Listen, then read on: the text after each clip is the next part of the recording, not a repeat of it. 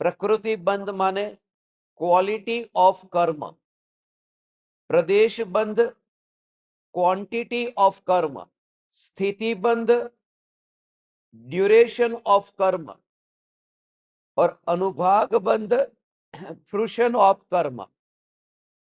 कर्म का जो फल देने की जो शक्ति है वो अनुभाग बंध।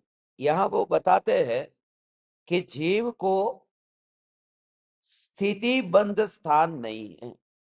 ये कर्मों का जो बंध है ये कितने समय के लिए कर्म आत्मा के साथ में बंधे हुए रहेंगे।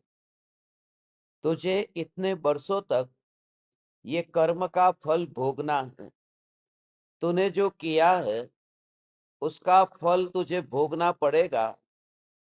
जब तक वो तेरा कर्म जितने काल के लिए बंधा है उतने काल के लिए तो तू छूट नहीं सकता।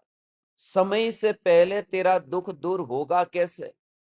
जब तूने पूर्व में इतने पाप किए थे तो उतने पाप के फल को अब भोगना भी तो पड़ेगा। इतने पाप किए हैं तो उतने पाप के फल को भोगना भी तो पड़ेगा। मगर ये जो स्वरूप है कि पाप के फल को भोगना पड़ेगा, कितने काल में भोगना पड़ेगा? नरक में गया तो वहां पर 33 सागरोपम वर्षों तक 7वें नरक में रहना पड़ेगा। अब नरक में गया, पहले नरक में तो कम से कम 10,000 साल के लिए रहना पड़ेगा।